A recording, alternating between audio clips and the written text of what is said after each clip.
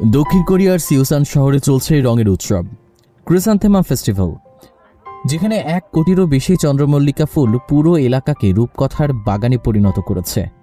চারিদিকে রঙিন ফুলের সমুদ্র, বড় বড় প্রদর্শনী আর সাজানো ফটোজোন, সব মিলিয়ে শহরটা যেন এক শরতের বিশাল উদযাপন। দর্শনার্থীরা ধীরে ধীরে হাঁটছেন থিমভিত্তিক বাগানের ভেতর দিয়ে। কেউ ছবি তুলছেন, কেউ শুধু দাঁড়িয়ে রঙের সৌন্দর্যটা উপভোগ করছেন।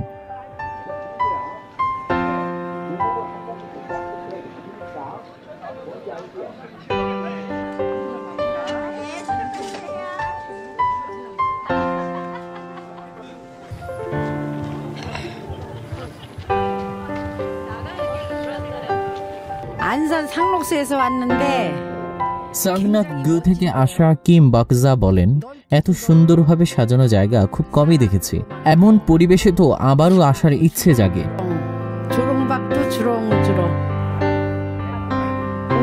আরেকজন দর্শনার্থী পার্ক মুনজি জানান, ফুল, খাবার, কেনাকাটা সব মিলিয়ে দিনটা খুব ভালো কাটলো। তিনি আরো বলেন, আজকের আবহাওয়া আর আকাশ দুটোই পুরো অভিজ্ঞতাকে আরো সুন্দর করে দিল। 마시니 더욱더 좋고요. 달 하늘이 얼마나 맑고 좋아요. 너무 উৎসবে শুধু ফুল দেখাই নয়, আছে ফুল তোলার মতো হাতে কলমে অভিজ্ঞতা, নানা সাংস্কৃতিক অনুষ্ঠান আর লাইভ পারফরম্যান্স, বিশাল কোরিয়া আকৃতির ফুলের মানচিত্র,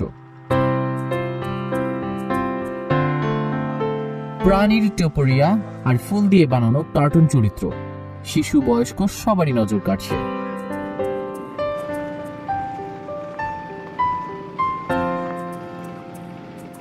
7 থেকে 16 নভেম্বর চলা এই উৎসব এখন দক্ষিণ কোরিয়ার শরৎকালের অন্যতম জনপ্রিয় গন্তব্য।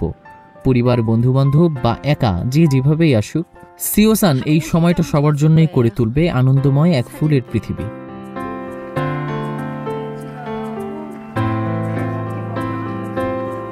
News desk, news flash 71।